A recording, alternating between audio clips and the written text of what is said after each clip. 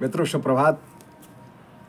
महाकवि गोस्वामी तुलसीदास जी का एक दोहा है, काम क्रोध मद लोभ सब नाथ नरक के पंथ। काम क्रोध लोभ और मद अहंकार ईगो प्रॉब्लम, ये सब नरकगामी हैं, हमें अकेला कर देते हैं, हम सामाजिक नहीं रह पाते हैं। और काम और क्रोध के विषय में मैं अगर कहना चाहूँ तो ये दोनों का वेग इतना प्रबल होता है कि मनुष्य विवेक शून्य हो जाता है। इसी को हम कहते हैं कि काम अंधा बना देता है, क्रोध अंधा बना देता है। आज हमको ऐसा लगता है कि हमारे यहाँ जो 4 पुरुषार्थ हैं, धर्म अर्थ काम मोक्ष, उनका कितना बढ़िया जीवन वैज्ञानिक कारण है, क्रम है। धर्म के बाद अर्थ, हम धर्म माने कर्तव्य कर्म करते हुए अर्थ का उपार्जन करें और फिर कामनाओं की पूर्ति करें। और जब हम इन तीनों का क्रम निर्वाह कर लेते हैं तो मोक्ष प्राप्त होता है, जीवन मुक्ति भी और मरण के उपरांत भी। मैं काम पर चर्चा करना चाहता हूं पहले कि आज कामुकता, काम वासना सर चढ़कर बोल रही है। समाचार पत्रों में आई विभत्स घटनाओं को लेकर दिल दहल जाता है। हमारी जैसी दृष्टि होती है वैसी ही सृष्टि होती है। हम जब नवदुर्गा में बच्चियों को खाना खिलाते हैं तो हमारी माँ की दृष्टि होती है। यह दृष्टि हमारे सभी मानव जाति में व्याप्त होनी चाहिए। हमारे यहाँ ये कहा गया है, पर दारेसु मातृवत पर द्रव्येसु लोष्ठवत। हमारी दृष्टि कैसी हो, क्योंकि जैसी दृष्टि वैसी सृष्टि होती है हमारी, वैसा आभामंडल बनता है हमारा, वैसे नाम और बदनाम हमको मिलते हैं। दृष्टि हमारी पत्नी के सामने जब हम जाते हैं तो पति होते हैं। हमारी बेटियां, हमारी बहनें, हमारे पत्नी के अलावा जितनी भी महिलाएं हैं उनमें हमारी माँ की दृष्टि होनी चाहिए। बिटिया मूलतः माँ होती है, इसलिए नवदुर्गा में हम उनको माँ मानकर, नवदुर्गा में 9 कन्याओं को माँ मानते हुए भोजन कराते हैं। और पर द्रव्येषु लोष्ठवत, दूसरा का धन, किसी व्यक्ति का धन है वो हमारे लिए मिट्टी के डेले की तरह है। तो हमारे जो आज रिश्ते नाते टूट रहे हैं, सगे रिश्तेदारों के बच्चों पर भरोसा नहीं है, क्योंकि घटनाएं घट रही हैं। इसलिए जिन घरों में बहन बेटियां हैं वो उनके यहाँ नहीं भेजते, न उनके बच्चों को अपने यहाँ बुला करके रुकना चाहते हैं। पड़ोसी का भरोसा नहीं रहा, केवल इस काम के कारण। तो हमारी अगर ये दृष्टि रहती है तो हमारा नरक का रास्ता नहीं खुलता। वो नरक तो हमने नहीं देखा है, लेकिन मैं ये कहना चाहूँगा कि काम और क्रोध 2 मनोविकारों के कारण जितने पुलिस केस हैं उनमें अधिकांश, लगभग 80% इन्हीं 2 मनोविकारों के कारण है। और कारागार का रास्ता माने नरक का रास्ता है। इसलिए हमें विवेक से काम लेना है। हमारे यहाँ किसी का बहुत अच्छा शेर मैंने पढ़ा था, लम्हों ने कुछ ऐसा भी देखा है तवारीख की आंखों में, लम्हों ने खता की थी सदियों ने सजा पाई। एक पल की वह कामावेश, कामातुरता हमको जाने कितने वर्षों की सजा दिलवाती है।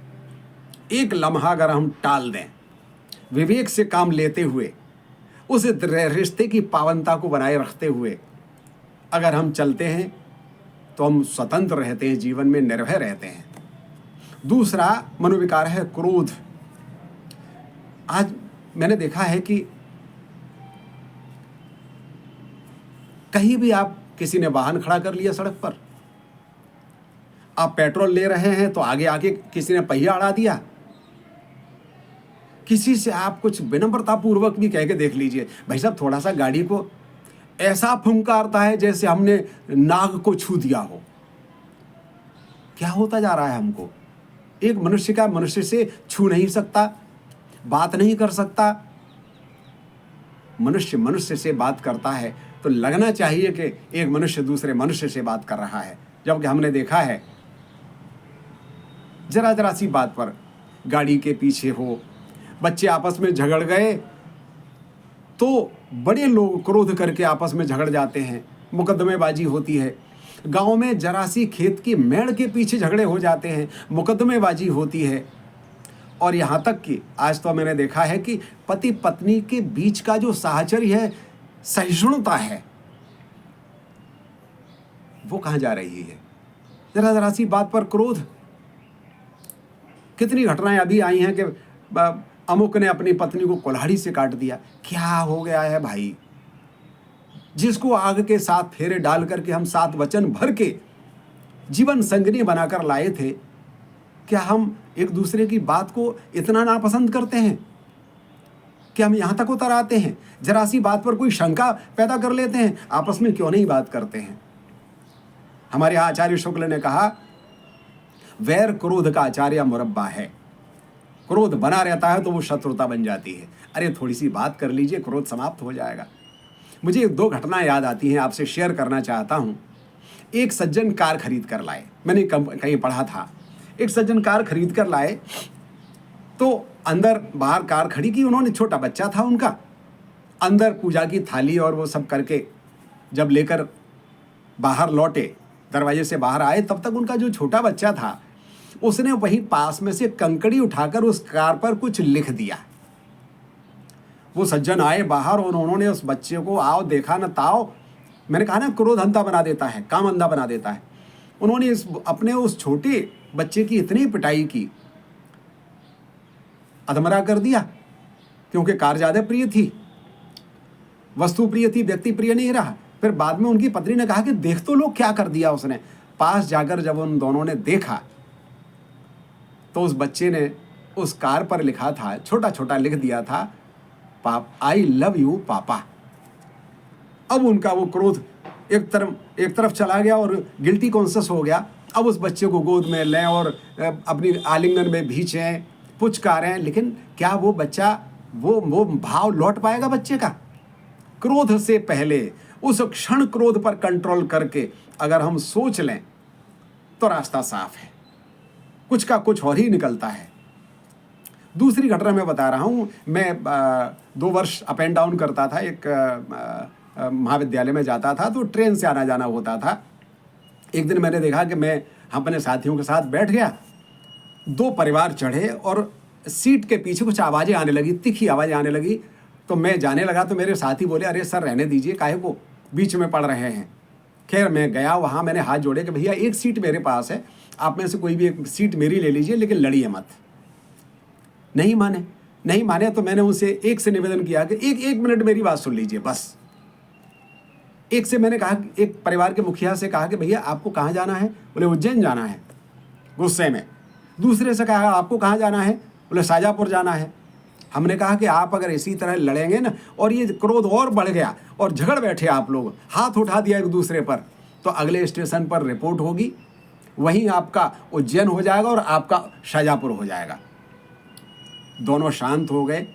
मेरा निवेदन ये है कि जरा जरा सी बातों पर हम झगड़ जाते हैं, उस क्षण को अगर हम टाल देंगे तो हमारी मंजिल हमारे सामने है, हमें वहां जाना है, हम रास्ता नहीं भूलते हैं। तीसरा, लोभ की जो बात तुलसीदास जी ने कही है, लालच आज बहुत ज्यादा है।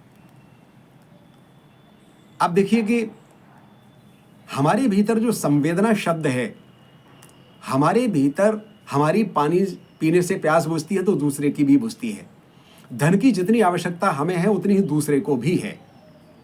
इसलिए जब हमारे भीतर ये भाव आ जाता है, सहृदयता आती है, संवेदना आती है, सहानुभूति आती है, तो फिर हम भ्रष्टाचार नहीं करते, फिर हम लालच में किसी के यहाँ चोरी चकारी नहीं करते हैं, स्वार्थ में किसी का गला नहीं दबाते हैं, परमार्थ को विस्तार देते हैं, जियो और जीने दो की भावना का विस्तार करते हैं और आनंद के साथ जीते हैं। तो इसलिए यदि कहीं लालच हमारे मन में आता है तो ये सोचें कि जिसके प्रति लालच आ रहा है, जिसके धन के प्रति लालच आ रहा है, वह अगर धन विहीन हो जाएगा तो उस पर क्या बीतेगी। इसलिए हमारे मार्गदर्शक पेंढारकर सर एक शेर कहा करते थे, 2 पंक्तियां कहा करते थे, इसको भी अपनाता चल, उसको भी अपनाता चल, राही हैं सब एक राह के, सबको गले लगाता चल। मित्रों, ये भाव होना चाहिए। इस संसार में प्रत्येक मनुष्य का एक ही लक्ष्य है, सुख की प्राप्ति और दुख की निवृत्ति। काम से, क्रोध से, लालच से हमारा सुख जाता है, दुख आता है, जबकि हमारा उद्देश्य क्या है? सुख हमें प्राप्त हो, दुख न प्राप्त हो। बहुत बहुत धन्यवाद।